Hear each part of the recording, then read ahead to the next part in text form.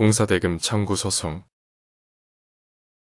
공사대금 청구 소송 과정과 주의할 점.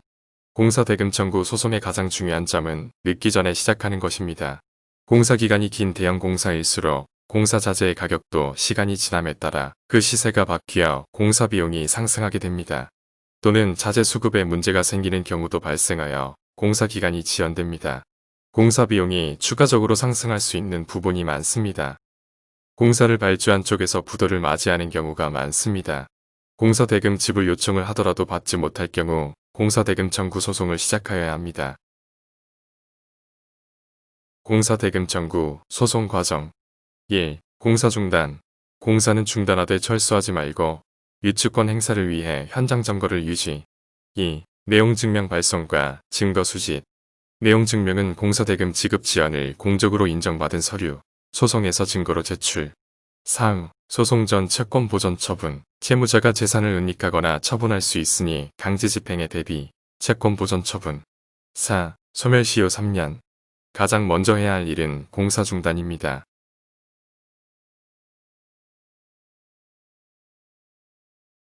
공사대금 지급 기일이 지나도록 대금을 받고 있지 못하고 있다면 가장 먼저 해야 할 일이 공사 중단입니다.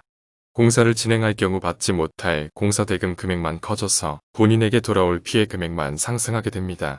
공사를 중단하면 상대에게 압박을 할 수 있게 됩니다. 하지만 여기에서 가장 중요한 것은 공사를 중단했다고 공사 현장에서 철수해서는 안 됩니다. 공사는 중단하되 철수하지 말고 현장 점거를 유지하여 유추권 행사에 대해 검토해 봐야 합니다. 공사대금 문제는 유추권 대금을 받을 때까지 공사 현장을 점거할 수 있는 권리를 가리킵니다.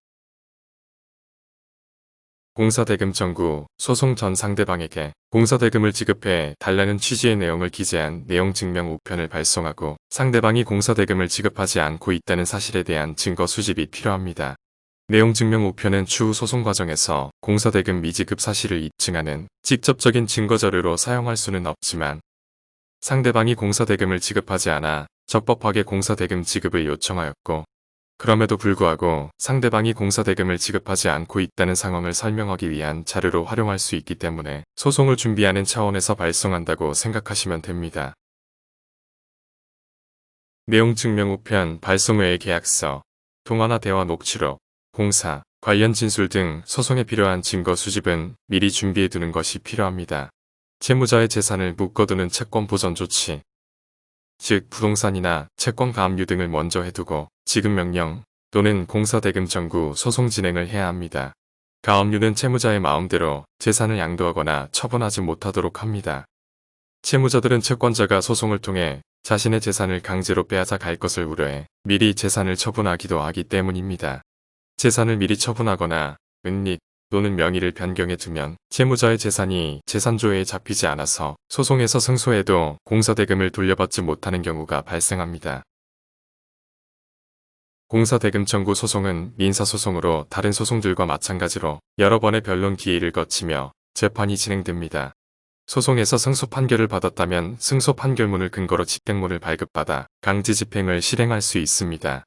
강제집행은 월급, 예금, 보증금 등을 압류하는 채권 압류의 방식과 집행관들과 함께 방문하여 가구나 집기류 등을 들고 나오는 유추동산 강제집행, 부동산을 경매에 붙이는 경매집행의 방식 등으로 이루어집니다. 공사대금도 채권이므로 소멸시효가 존재, 3년 이내 법적 대응이 필요합니다. 지급되지 않고 있는 공사대금도 하나의 채권입니다. 채권에는 소멸시효가 있습니다. 소멸시효가 지나면 채권자는 채권자로서 권리를 잃게 됩니다.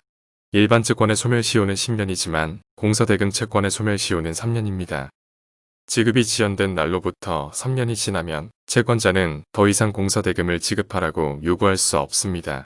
채권 소멸시효는 내용증명 발송과 채권 보전 처분, 지급명령, 공사대금 청구, 소송 등으로 시효를 잠시 중단시킬 수 있습니다. 공사대금 청구 소송에서의 승리는 사전 준비부터 변호사와 철저하게 대비해야 승소할 수 있습니다.